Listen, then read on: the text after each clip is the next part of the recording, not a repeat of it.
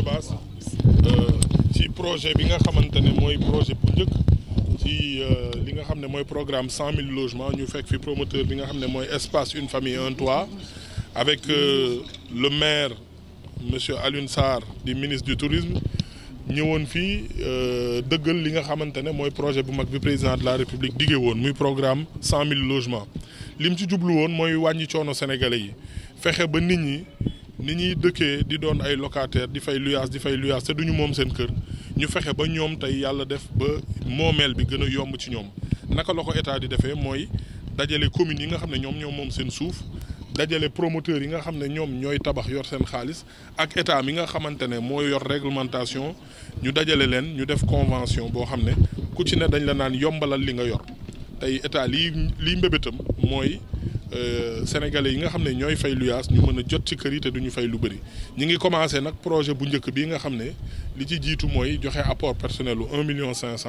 après nag ngay fay 88 000 projet bi yemul foofu lu ñu gën a évoluer dinañ gën a seet nu yombal bi di gën a demee am na projet yoo xam ne du am apport personnel ndaxte état bi mi ngi teg li ñi nga xam ne moom la ñuy wax fonds de garantie du logement fonds de garantie bu amee nag dina wàññi apport personnel yi waaye tey jii fi ñu toll lii mooy projet bi njëkk bi nga xamante ne yokkute bu mag la ndaxte kër goo xamante ne 200 mètres carrés la ñu tabax ko def ci fosse septique def ci li ci war yëpp am ñetti pièces am ñaari toilettes ngay fay 1,5 million ci boo inscrire buñ la ko livré fii ak at weer bu jot ñu dagg la 88 000 fii ak fukki at ak juróom nga moom sa kër loolu njëriñ bi mooy sénégalais yi nga xamante ne dañ daan fay luyaas ba pare di dajale as tuut boo xam ne moom la ñuy jël épargne ko banque jënd suuf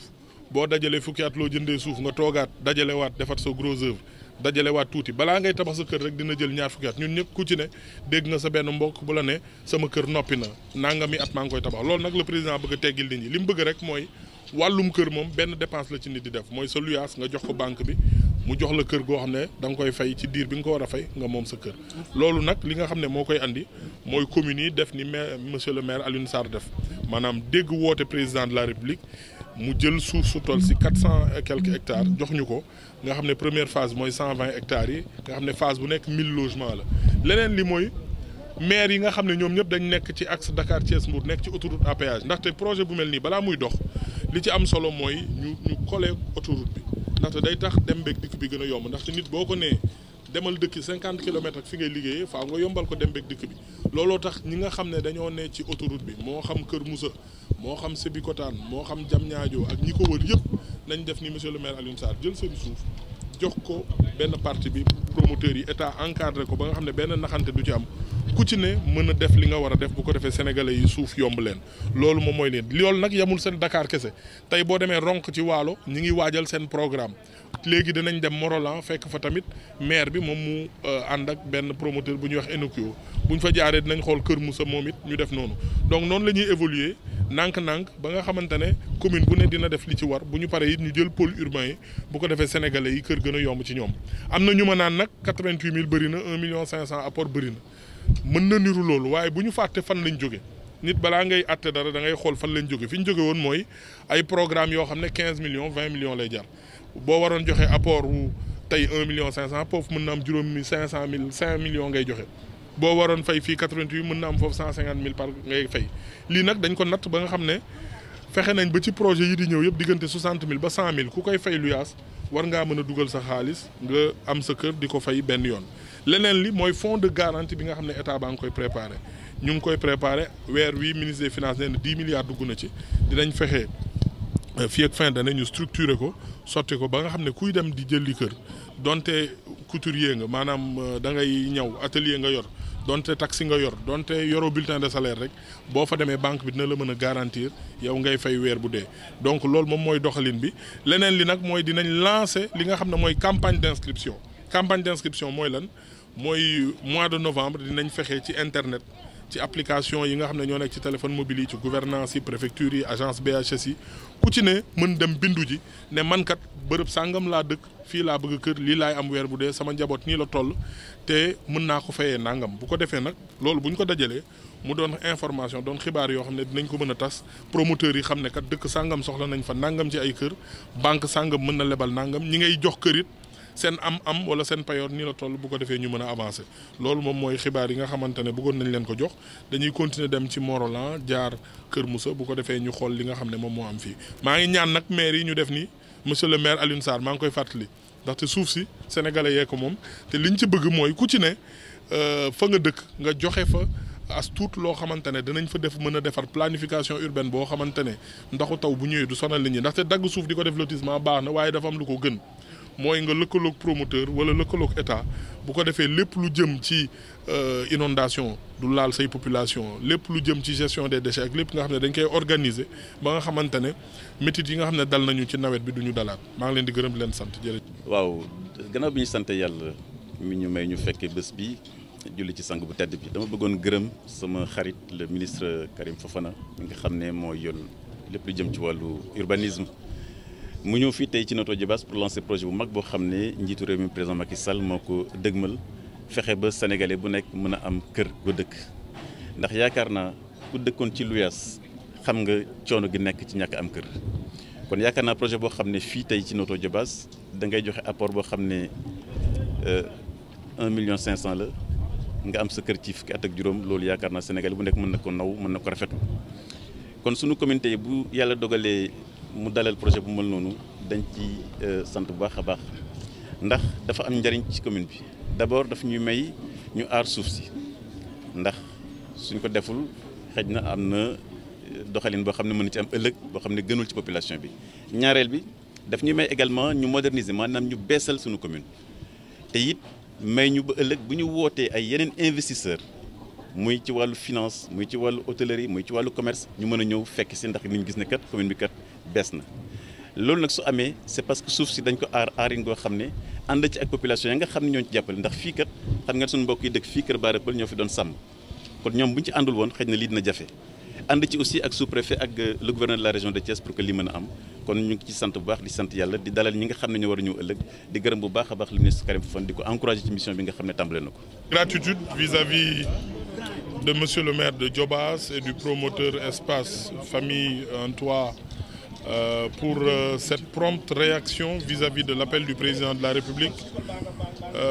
dans sa grande initiative pour le logement au Sénégal. Comme vous le savez, il y a environ 300 000 Sénégalais, 300 000 de nos compatriotes dont le parcours résidentiel relève d'un vrai labyrinthe. Pourquoi? Parce que leur revenu jugé suffisant ne leur permet pas de devenir propriétaires de leur logement. Ils ne leur permettent pas de devenir propriétaires de leur logement parce que l'offre de logement n'est pas adaptée à leurs revenus ou bien le mode de financement ne leur permet pas de devenir propriétaires de façon étatique comme ça se passe dans tous les pays organisés. Et c'est à cela que le président de la République a voulu s'attaquer en permettant aux promoteurs, à l'État, aux communes de s'allier dans un contrat tripartite qui permet aux promoteurs de bénéficier de fonciers importants mis à disposition par les communes. Et sur la base de ce foncier, les promoteurs font les aménagements qu'il faut, les investissements qu'il faut, encadrés par l'État, appuyés par l'État dans le cadre de mesures incitatives pour arriver à des tarifs du logement qui seraient abordables. Vous l'avez vu ici, nous sommes sur des parcelles de 200 mètres carrés où il y a 3 pièces, 2 chambres, un salon, nous avons 2 toilettes et sur cette base-là, nous avons un produit qui revient à peu près à 88 000 francs sur 13, 14, voire 15 ans, avec un apport personnel. L'objectif de l'État, c'est d'arriver dans les mois qui viennent à optimiser ce processus, à l'améliorer de façon à ne pas avoir d'apport personnel. Mais pour ce premier projet, comme vous l'avez vu, un apport personnel de 1 500 000 francs et des mensualités de 88 000 francs à partir de la réception qui permettent au bout de 13 ans de devenir propriétaire. Donc en somme, c'est d'éviter aux Sénégalais de payer un loyer et en même temps d'épargner pour acheter un terrain ou faire son gros œuvre. Nous tous, nous l'avons vécu, j'imagine que vous aussi, comme moi-même qui ne suis pas encore propriétaire, monsieur le maire. Donc c'est une grande révolution, le logement abordable et accessible. L'autre chose, vous l'avez noté, dans ce projet, on a pris en charge la question de la mobilité. Vous l'avez vu, nous sommes juste à la sortie de l'autoroute à péage. Donc quand on déplace les gens ou quand on leur promet du logement, ce n'est pas seulement une question de quantité. Il faut 100 000 logements tout de suite et que les gens aient après des difficultés pour se déplacer. Vous l'avez vu, nous sommes à la sortie de l'autoroute. Et j'en profite pour lancer un appel à tous les maires qui sont sur l'acte Dakar-Thiès-Mbour, d'abord pour cette première phase, de mettre à disposition le foncier. À côté des lotissements d'extension qu'on appelle lotissement administratif, il nous faut de la collaboration avec les promoteurs parce que les Sénégalais ont des ambitions encore plus élevées. Au-delà d'avoir un terrain, un lopin de terre dans une zone qui n'est pas aménagée, dans une zone où il n'y a pas peut-être tous ces aspects techniques qui nous permettent de prendre en charge les eaux pluviales, nous l'avons vécu cette année durant la période d'hivernage, qu'on puisse avoir des zones aménagées où la sécurité est prise en compte,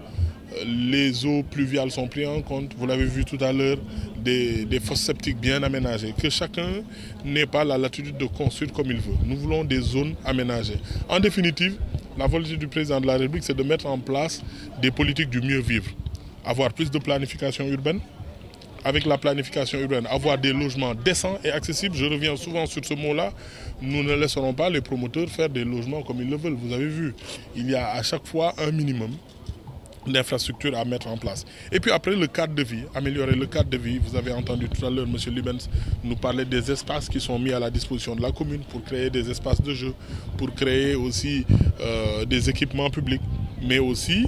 gérer peut-être la collecte des déchets. Tout ça, ce sont des choses qui font que le président de la République a mis en place ces deux programmes phares que sont le zéro bidonville et le zéro déchet. Donc en gros, c'est cela et nous lançons un grand appel à tous les maires qui sont sur l'axe Dakar-Thiès-Mbour de mettre à disposition du foncier comme l'a fait le maire Alioune Sarr et nous le félicitons. Il a été le premier à mettre à disposition un foncier important qui nous permettra d'avoir des logements en volume, mais aussi dans une qualité irréprochable. Vous avez prévu, M. le ministre, combien de logements au niveau de la région de Thiès sur les 100 000 Nous ne réfléchissons pas en termes de région. Nous sommes d'abord dans une grande agglomération aujourd'hui où il n'y a presque plus de frontières. C'est l'axe Dakar-Thiès-Mbour, c'est le triangle Dakar-Thiès-Mbour. Nous avons prévu 60% des logements dans l'axe Dakar-Thiès-Mbour et les 40% restants seront dispersés dans toutes les communes de plus de 10 000 habitants au Sénégal. Il y a d'abord des communes avec un potentiel économique fort. Vous comprendrez qu'on puisse travailler dans le sud, dans l'est, dans les zones minières, dans les zones de pêche, dans des zones commerciales comme Diaoubé et autres, où les gens ont vraiment un revenu qui doit leur permettre d'avoir de l'immobilier, des produits immobiliers accessibles et qui peuvent payer sur une période étalée. Nous avons par exemple la zone risicole du nord dans le Waalo, la commune de Ronk a déjà son projet et peut-être que d'ici la fin de l'année, nous irons visiter avec des maisons témoins qui sont déjà prêtes. Donc en définitive, monsieur le maire, c'est ça l'engagement du président de la République. Donc ça a débuté. Et aujourd'hui, l'autre étape, c'est de lancer la campagne d'inscription en début novembre. Faire en sorte que chaque Sénégalais, que ce soit sur Internet, par application, dans une préfecture, dans une gouvernance, peut-être même que nous enverrons des groupes de personnes aller dans les commerces. Parce que la tyrannie du logement aussi, c'est ça. C'est que souvent, ce sont ceux qui ont des bulletins de salaire qui peuvent bénéficier du système bancaire, mais ceux qui n'ont pas de bulletin de salaire, qui ont une activité dite informelle, ne peuvent pas, alors que peut-être qu'ils ont une solvabilité économique. Donc on va lancer une campagne d'inscription et en fonction de ça, nous allons permettre aux communes et aux promoteurs de savoir où se trouve le vrai besoin et les mettre en relation avec ces acquéreurs. Tout cela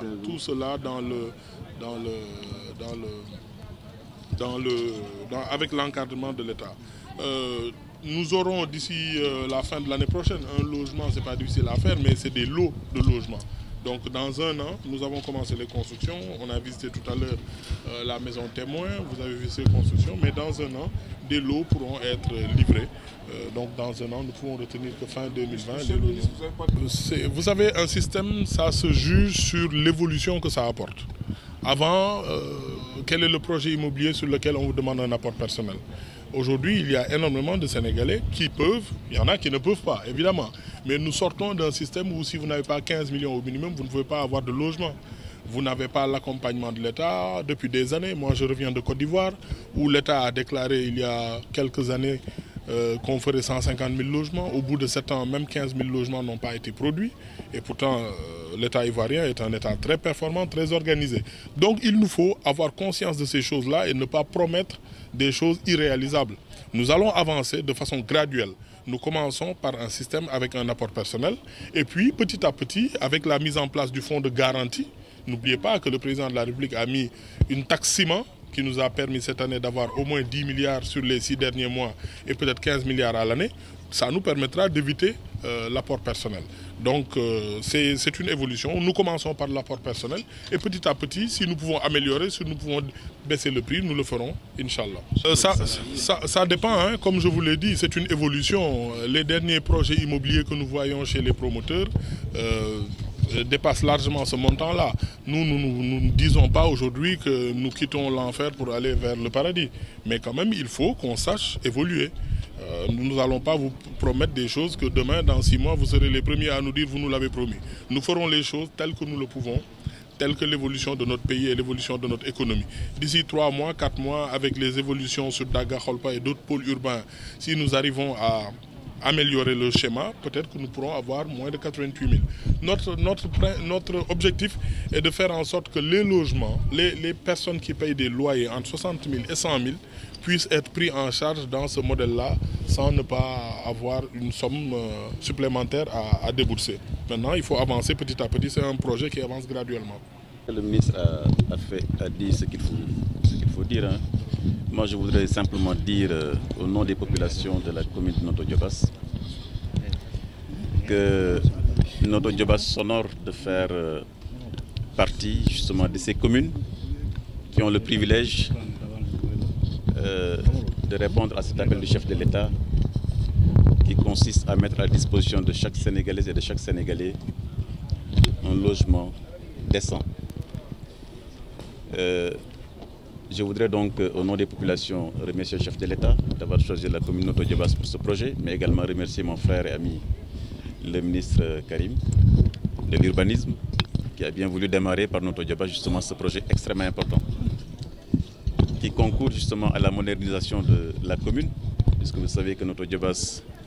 est une commune rurale. Et le fait donc d'avoir des investisseurs dans le domaine de l'immobilier, accompagnés par l'État du Sénégal, pour construire non seulement des logements décents,